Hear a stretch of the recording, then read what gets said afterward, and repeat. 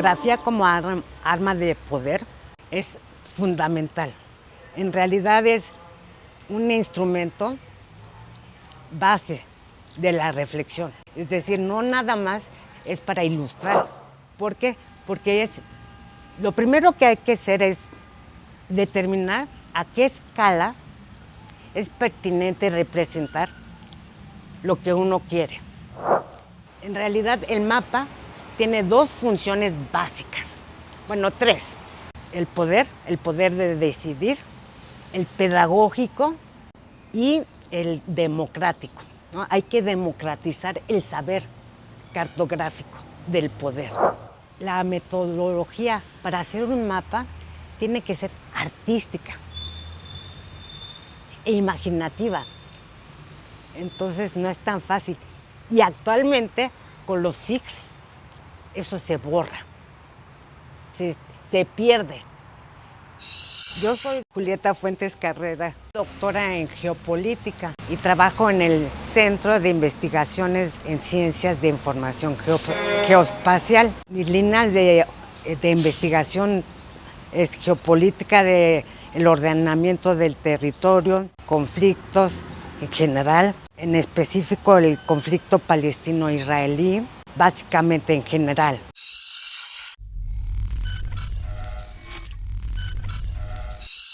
Generalmente se piensa que la geopolítica tiene que ver con las representaciones del Estado, de la nación, ¿no? A nivel nacional. Pero en realidad trata del análisis de rivalidades de poder, relaciones de fuerza y las representaciones de los actores a cualquier escala que se den, ¿no? Pero tienen que estar en contradicción, tienen que ser opuestas.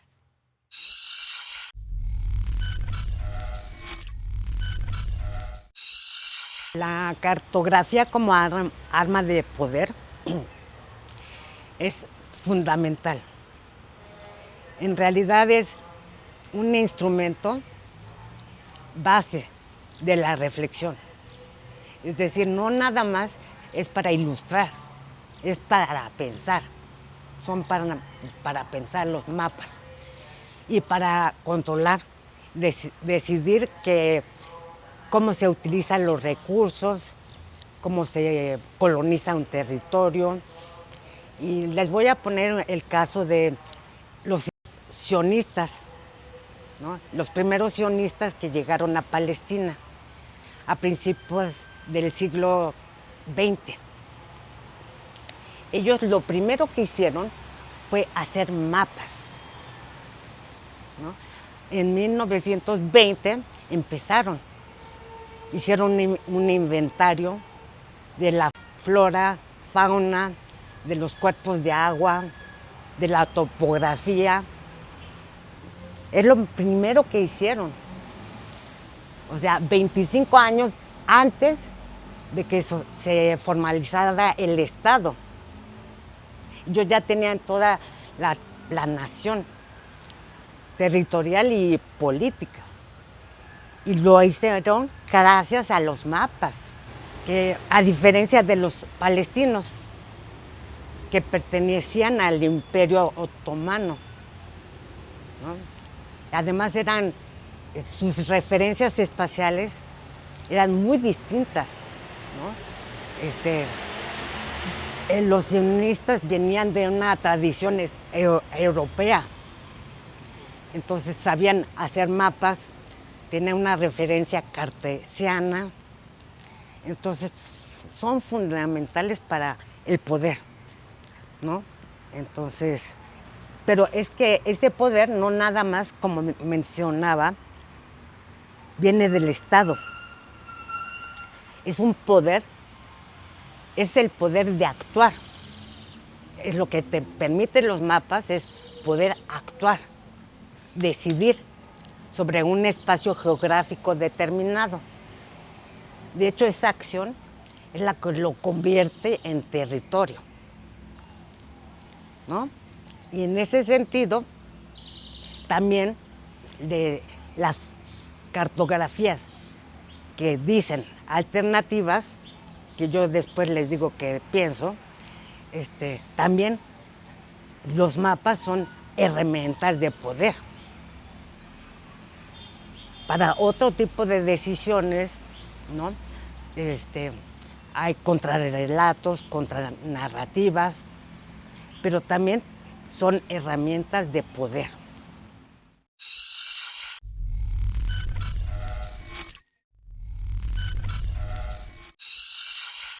A grandes rasgos, describe movimientos temporales de un lugar de origen a un lugar de destino, que son cíclicos. Generalmente es una migración laboral, pero temporal. Y a diferencia de las migraciones de paso, generalmente son migraciones dentro del marco legal. Pero esa es la maña del quehacer cartográfico, pero en específico la cartografía geopolítica. ¿Por qué? Porque lo primero que hay que hacer es determinar a qué escala es pertinente representar lo que uno quiere y qué elementos hay que poner, ¿no? Por supuesto que la escala circular son escalas grandes. Por ejemplo, en la frontera sur, que se da mucho este tipo de dinámicas, estamos hablando de 3 municipios fronterizos. Bueno, estoy hablando de la parte sur de la frontera, ¿no? Lo que es el Chuchate. Y del lado de Guatemala son 2 departamentos, que la división guatemalteca, que equivale al municipio, es departamento, ¿no? Ahí se da el ciclo, ¿no? Entonces, no tiene caso de hacer una escala menor, porque se pierde lo que uno quiere representar. Ahora, generalmente se representan con flechas, colores, ¿no? Incluso íconos distintos, ¿no? Unas flechas de ida puede ser verde, de regreso puede ser otras, ¿no? Puedes poner el fondo del municipio de un color, de acuerdo a lo que producen, o el ícono puede ser un plátano, ¿no? Puedes poner también el fondo en el municipio según la densidad de trabajadores que tienes allí. Entonces hay infinidad de maneras de representar.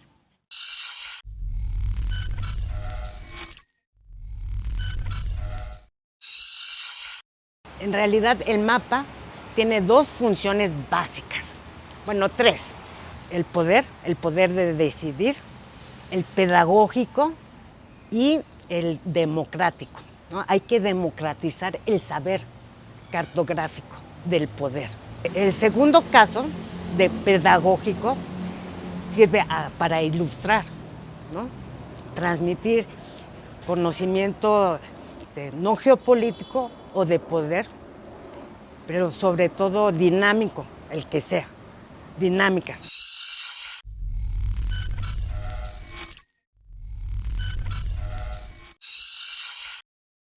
En realidad, cuando estoy hablando de tendría que ser como una representación espacial, más que cartográfica, ¿no? Por eso te digo, los europeos inventaron los mapas, las coordenadas. En Palestina, imagínate que la mayoría de la población provenía de tribus. Entonces su referencia espacial era el árbol, la loma, ¿no? La propiedad pertenecía a algo, a alguien por la costumbre. Y se medía así como de aquí para allá, ¿no? Del río para no sé, la parte este del, bueno, el oeste, la parte del desierto que colinda con, ¿no? Se habla de colindancias. Entonces es distinta, ¿no? Entonces ni siquiera podemos hablar de una cartografía. La cartografía lo hicieron los europeos. Quien cartografió el Imperio Otomano fueron los europeos, como en México, ¿no? En México, antes de la conquista, las referencias espaciales se plasmaban en códices. De hecho, los mapas los hicieron los españoles, ¿no? Entonces, realmente no estamos hablando ni siquiera de lo mismo, como la cosmogonía indígena. Ellos no tienen los mismos parámetros. Sus territorios son territorios sagrados, rutas de peregrinación, ¿no? Es súper distinto. No nada más son distintos, sino no había la voluntad de hacer ese ejercicio, porque la intención de los sionistas era cortar con esa herencia. Ellos tenían el lema, un pueblo sin tierra para una tierra sin pueblo. Entonces, reconocer los parámetros espaciales previos era reconocer al otro. Entonces, y además, los palestinos eran tribus, no tenían ni siquiera códices. El poder estaba centralizado en Turquía, bueno, en lo que hoy es Turquía. Entonces, te digo que sobre todo era conquista. Su intención era conquistar, colonizar y borrar todo lo anterior. Al contrario, fomentaron la inexistencia del conocimiento, ¿no? Entonces, yo creo que eso fue fundamental para que no hubiera el proceso que tú dices.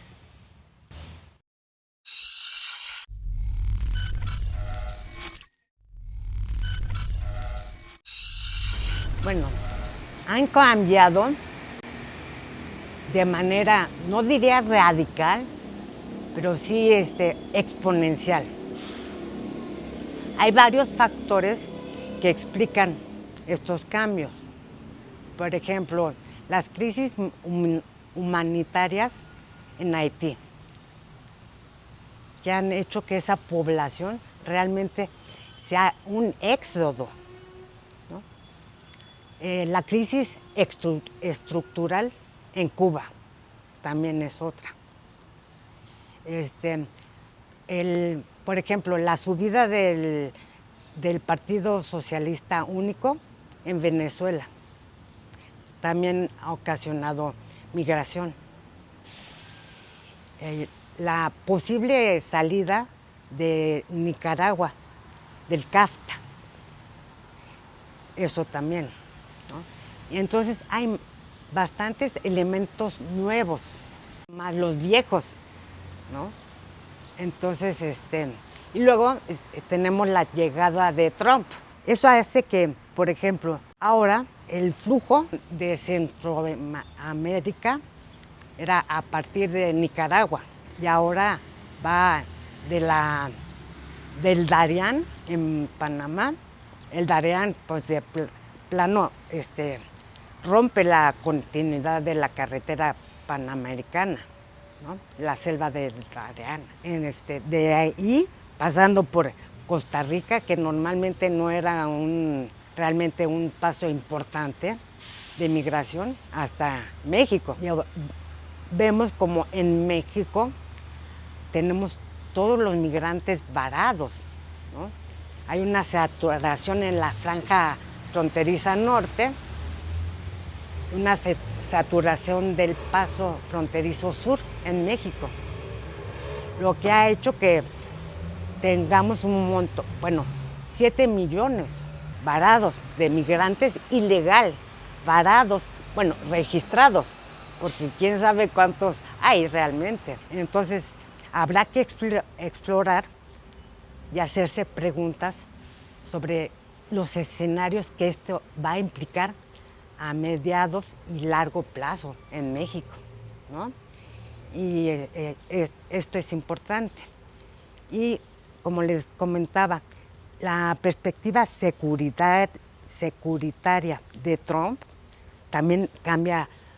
Por ejemplo, los países como Panamá y Costa Rica, que tenían necesidades ínfimas de hacer una política fronteriza, ahora es indispensable. Entonces, su política comenzó con, por ejemplo, el establecimiento de centros de asilo, de protección al migrante, ¿no? Sí, temporales, ¿no?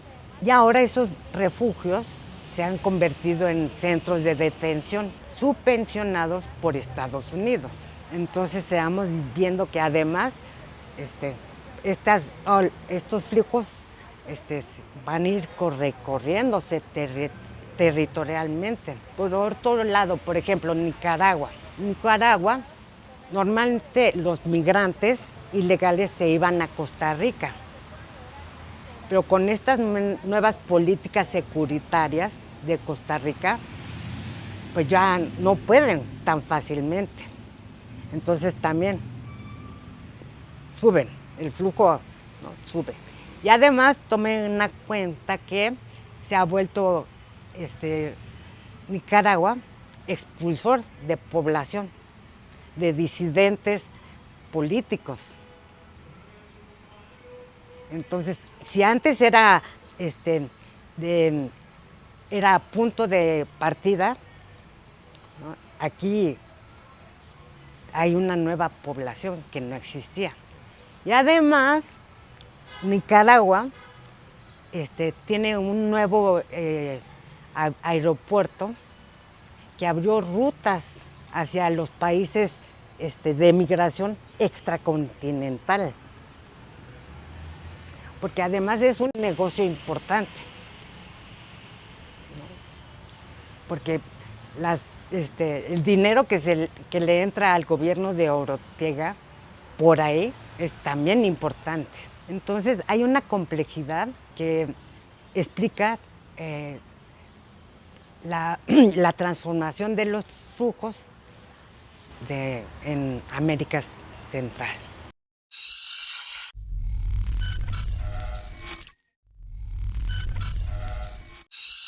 Ok, bueno, legalmente desde el punto de vista jurídico, en México no hay diferencia entre la migración ilegal y clandestina. En realidad el uso frecuente es de migración ilegal. Porque esto quiere decir que la migración ilegal no está caracterizada más que por el migrante. La migración clandestina, legalmente, algo que no existe aquí, pero por ejemplo en Estados Unidos, en Francia sí, tiene que ver con sanciones también a las personas que ayudan a los migrantes, ¿no? En Francia, si tú ayudas a un migrante ilegal,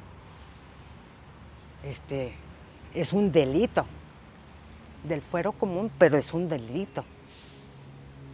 Entonces, legalmente hay una gran diferencia.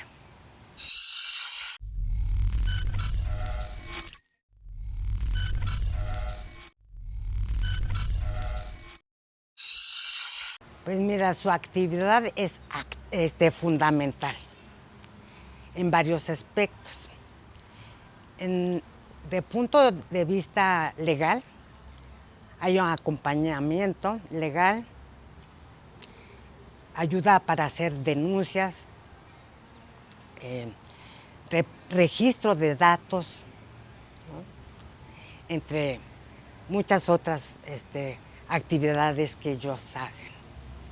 Luego, desde el punto de vista social, en la organización, administración de albergues, por ejemplo, la difusión de sus relatos, de los relatos de los migrantes, ¿no? Y ahora, en la realización de cartografía, ¿no? Porque hay cartografías de contranarrativa, ¿no? Por ejemplo, las que remarcan dónde están distribuidos espacialmente los dispositivos de seguridad, ¿no? En la frontera, bueno, en la franja fronteriza del sur, ¿no? Y como comentaba previamente, a mí personalmente no me parece que estas cartografías sean alternativas. Me parecen que son de denuncia. ¿Por qué? Porque utilizan los mismos paradigmas, ¿no? Que los del Estado. Incluso el mismo polígono, los mismos polígonos, ¿no? Y la misma lógica de seguridad, nada más que contra relatos y contra narrativas. No es como la cosmogonía indígena, como les comentaba, ¿no? Esta sí me parece alternativa, pero esta me parece más de denuncia.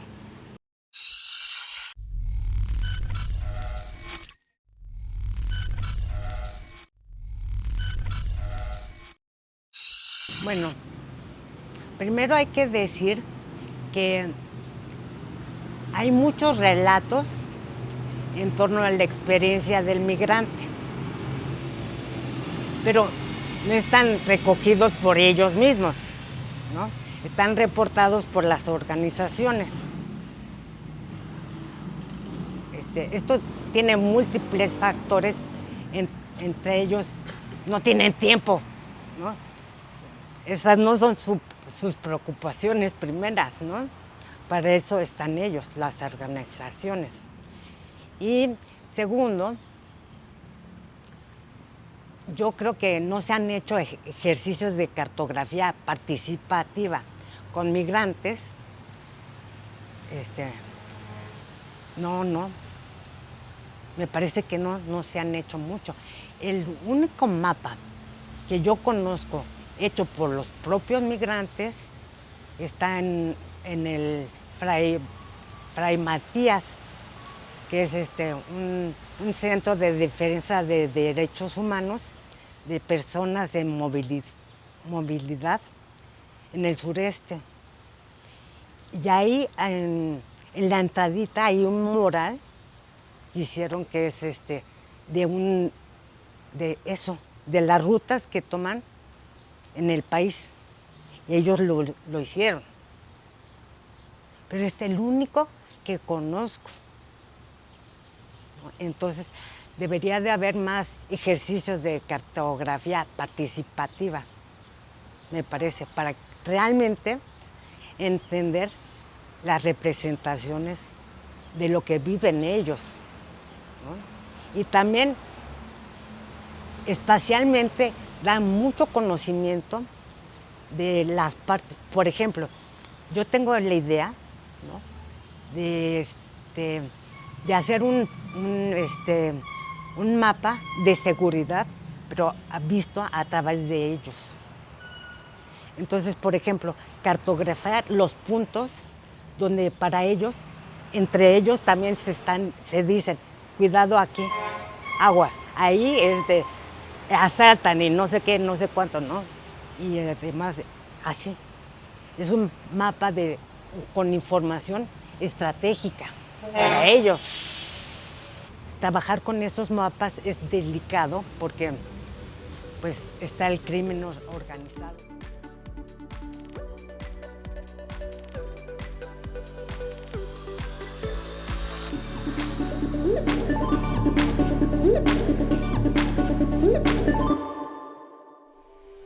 Gobierno de México.